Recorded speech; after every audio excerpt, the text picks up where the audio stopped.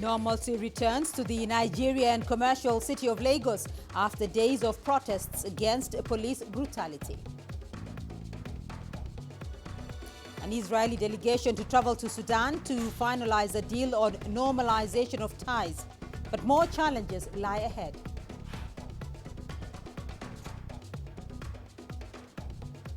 And in the Seychelles, the opposition has won the presidency, defeating the ruling party for the first time in 43 years.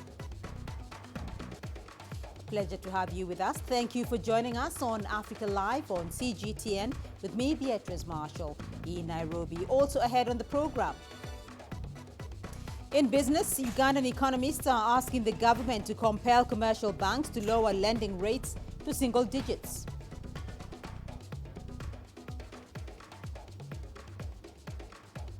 And in sports, Lewis Hamilton breaks the Formula One's all-time win record in Portugal.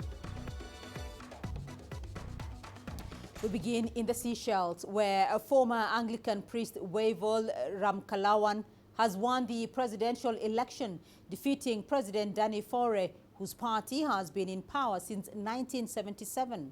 Wavol had previously tried to dislodge the ruling party 3 times, but was unsuccessful. However, in what is a departure from what is common in Africa, the new president has promised to continue cooperating with his predecessor.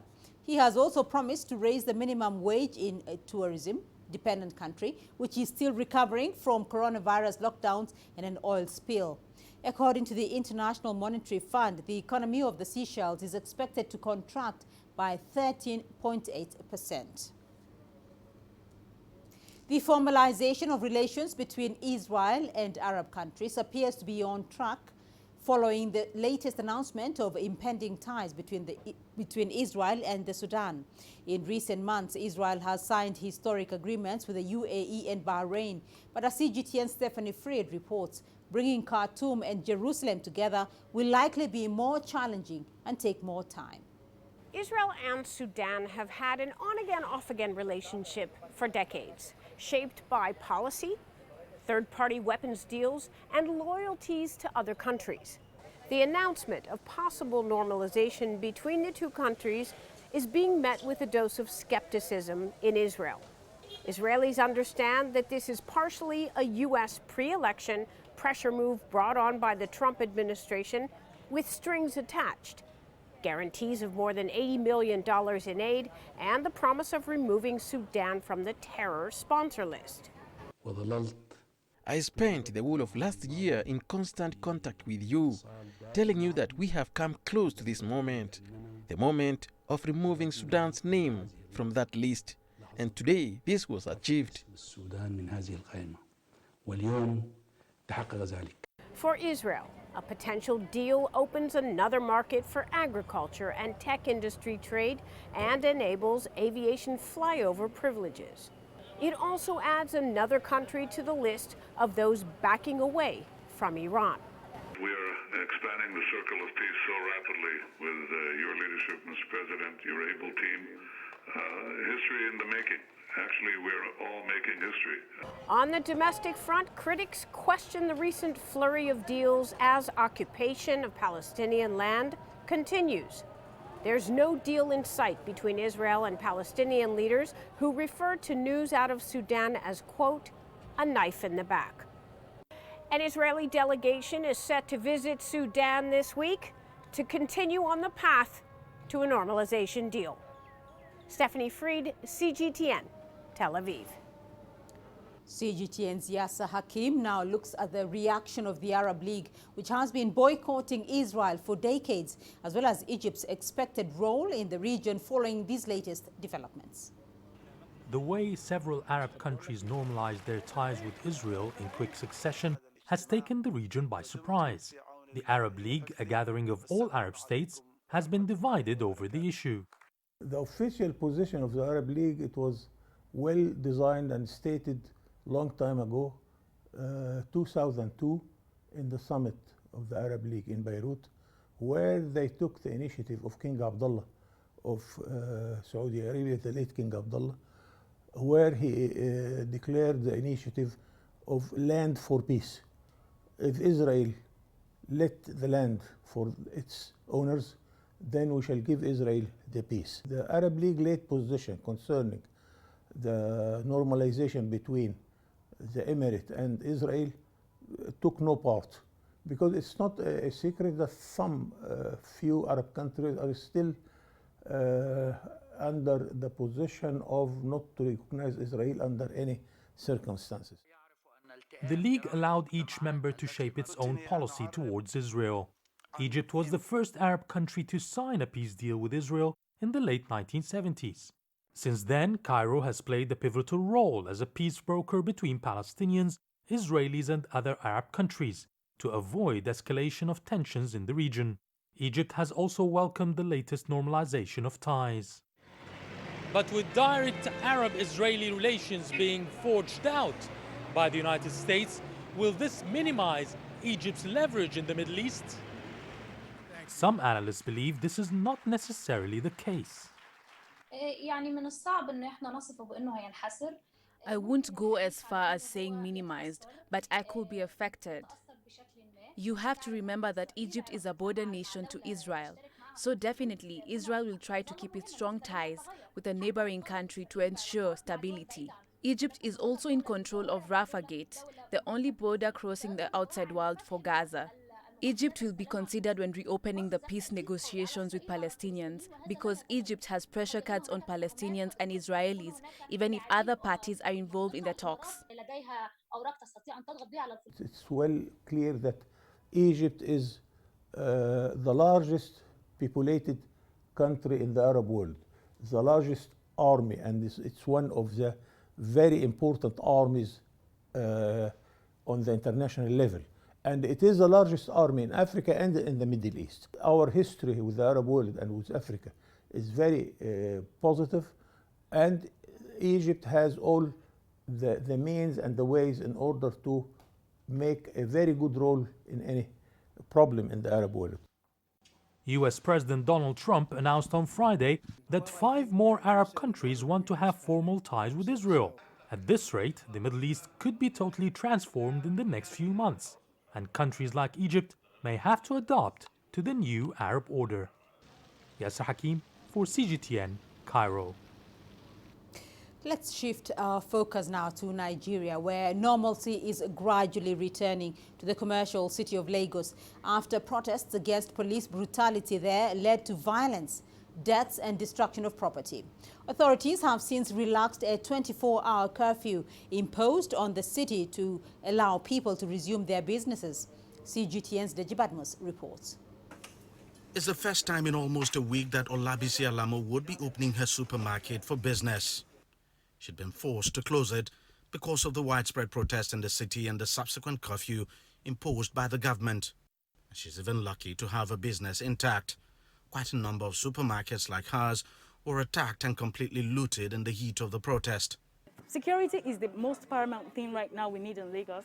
We just need everywhere secured first. I feel like with security, we're going to be fine. But Lagos is different right now. Lagos is changed.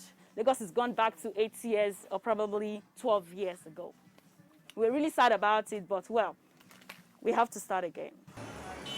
Despite the security concerns, the streets are coming back to life after the government reduced the curfew time from 24 to 14 hours.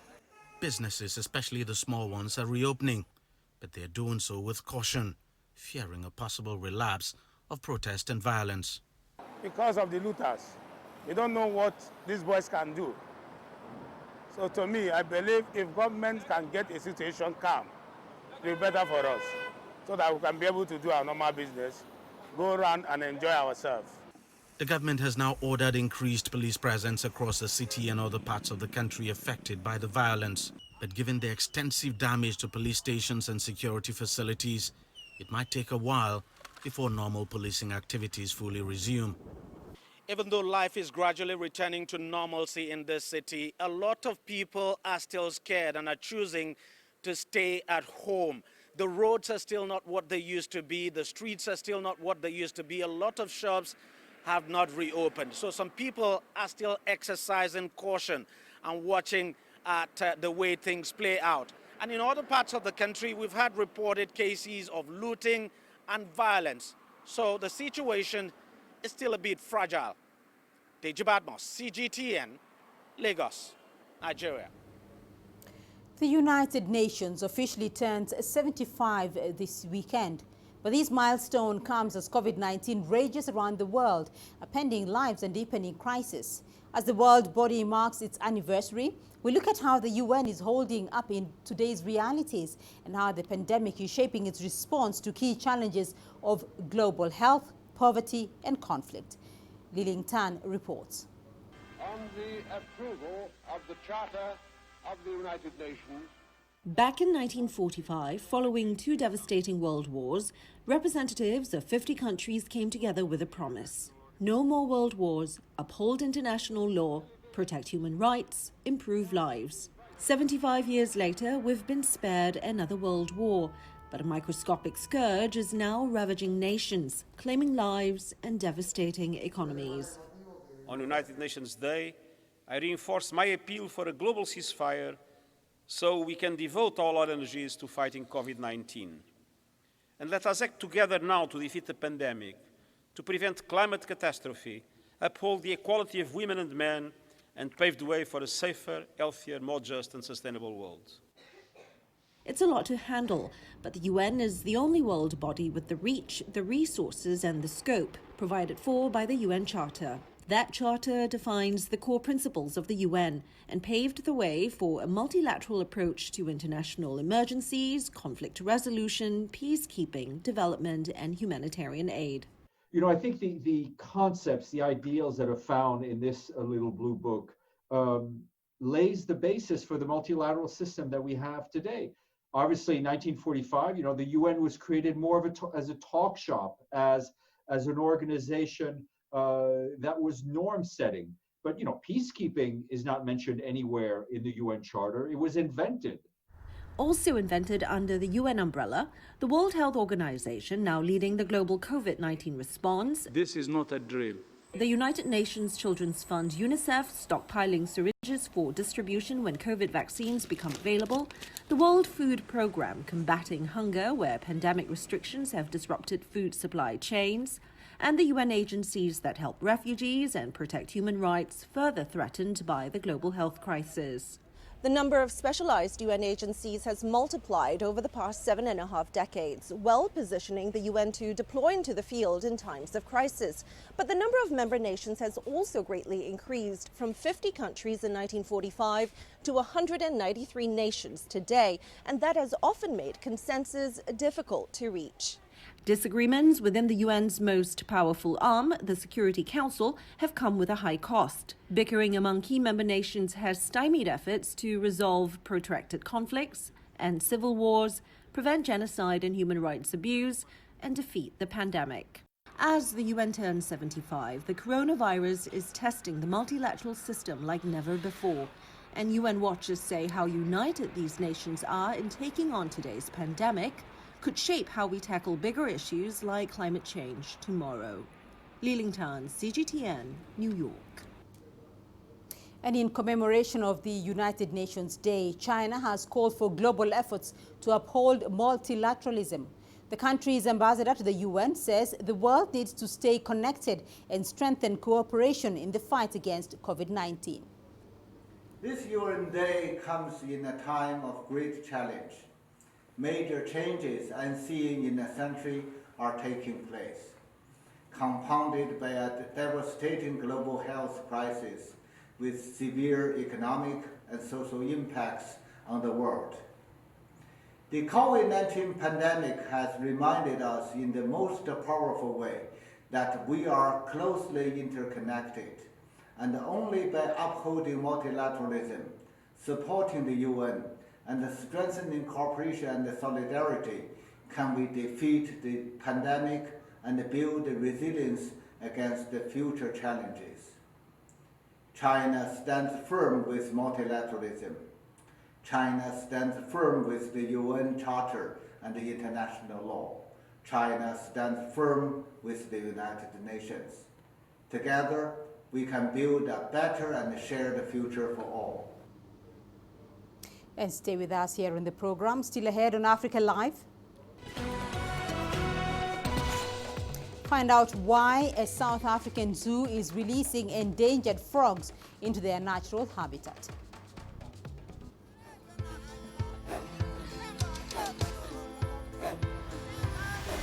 Africa is a continent of diversity, with varied climates and enchanting geography, and a people so distinct, but with a shared enduring spirit. We are at the heart of the continent to bring you the untold stories. Let's have a look. We celebrate Africa as it shapes its own destiny. I've been Shirishu, Tunis, Cairo, Juba, Johannesburg, Ethiopia, Tanzania. Africa Live. Find your voice.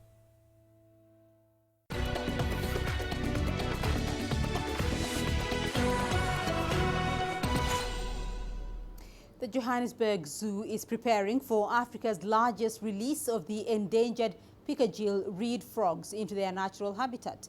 The frogs play an important role in the ecosystem by helping maintain the food chain balance. The zoo's been running a groundbreaking project to conserve the species. CGTN's Judy Shire visited the project and filed the following story. The endangered pickerel reed frog is endemic to South Africa's KwaZulu-Natal region. It's not bigger than a coin, but its importance to the environment is huge. They feed on malaria-carrying mosquitoes, which therefore means they can reduce the number of mosquitoes that can infect people. Secondly, frogs are indicator species. So if they exist in an area, you are certain that the environment is clean. Can you imagine they disappear in KwaZulu-Natal and there is nothing that controls mosquitoes in that particular region where they exist? It is definitely going to be catastrophic to the people that live around that area. Threats from invader fungi species, global warming and habitat loss means these frogs are disappearing fast. The Johannesburg Zoo and Inzimvelo KZN Wildlife have undertaken a groundbreaking project to save the pickerel from the brink of extinction. We are now breeding them in a captive environment under suitable and specialized designed environment and conditions to ensure that we can take them back. To date, we have really released 372 specimens, and we are also doing post-release monitoring that we found that they're actually adapting, they're doing fantastic. Animal specialists here are now preparing the next army of 400 frogs in a specialized lab at the zoo. The amphibians will soon be moved to the KwaZulu-Natal wetlands. It's very difficult to take care of these frogs. It's hours and hours of monitoring and record keeping and evaluation taking place. We need to mimic the environment in here as closely as possible to the environment in the natural habitat in KwaZulu-Natal. We're looking at temperatures, humidity, environment, social structure, and we have to keep a very close eye on that. It's the biggest release of the species in Africa and has to be timed perfectly. You can't release them before it starts raining, because it had to rain, it must be wet in that area. There must be food for them, because if there's no rain, there won't be food for them. The landmark breeding project sets a precedent for similar projects around the world. Without the pickerel reed frogs, the South African environmental ecosystem faces a significant risk. Julie Shire, CGTN, Johannesburg, South Africa. Meanwhile, South Africa's Minister of Mineral Resources and Energy, Gwede Mantashe, has visited the Louis Perd field near Mossel Bay in the Western Cape province. According to the French exploration company Total, the area may contain 1 billion barrels of natural gas and a large amount of crude oil.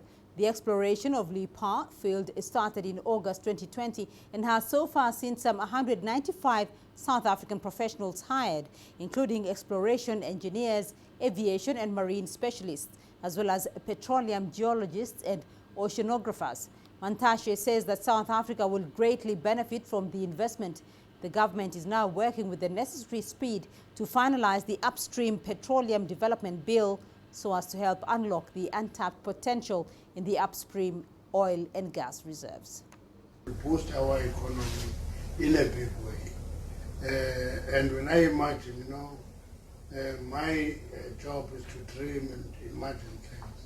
I think a successful total project here can give prospects to the revival and the revitalization of Petro SA and Moscow. The whole Mosul Bay area, which is quite industrialized, can be revived if this project becomes a success. Ugandan economists want the government to compel commercial banks to bring down their lending rates to single digits. The call comes after the Monetary Policy Committee of the Bank of Uganda resolved to maintain the key lending rate at 7% for a second consecutive time. The central bank says it is aimed at supporting economic recovery in the wake of the coronavirus pandemic. CGTN's Michael Baleke has that report.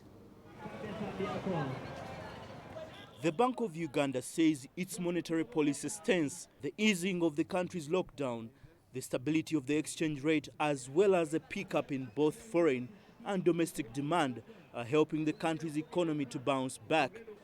But economists say the central bank is not doing enough because the effects of reduced interest rates are not being felt by Ugandans. We look forward, even in the near future, in the near term, but also over the medium term, to a lending rate by commercial banks to single digit. If that doesn't happen, you still won't get, the economy will still not get that dividend that we would wish to see. The central bank says the outlook still remains uncertain, largely attributed to the unpredictable course of the coronavirus. The bank projects Uganda's economy will contract between 0.2 and 0.5% this year, but return to growth in 2021. Right now, the government is facing calls to do more to help local businesses to recover from the pandemic. There has to be a political pronouncement with action that those that are indebted to their landlords, the business entities across the country, need a grace period of not paying, particularly at that time when the economy was under lockdown. At the beginning of the COVID-19 outbreak in March, Uganda imposed one of the toughest lockdowns in Africa to try to stem the spread of the virus. But the central bank cut its key lending rates to help prepare the economy to absorb the shock. The Bank of Uganda also says the possibility of an increase in new COVID-19 infections and a longer period to get the virus under control could affect the country's growth projections. But business analysts think Africa, which is also home to the world's youngest population, has been resilient to the pandemic and is likely to recover quickly. Population, at least for Uganda, not more than 1% has been affected yet. And even those who are infected, the recoveries are very high. Yeah, post-recovery infection is still very low, and even deaths and fatalities are less than 1% of those who have been infected. So you realize that it's not affecting the basics, which are the demographics. And Uganda's central bank says the economy could recover faster than currently projected if the threat from COVID-19 fades sooner than expected and global economic growth returns. Michael Baleke, CGTN, Kampala, Uganda. And we still have more news for you here on the program. To stay with us.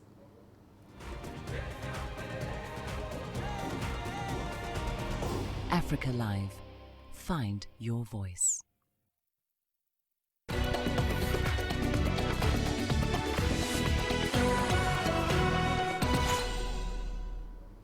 Lewis Hamilton overtook Michael Schumacher as the most successful Formula One driver of all times in terms of race wins on Sunday, and the Britain's 92nd victory in Portugal added another country to his global map of domination. The Mercedes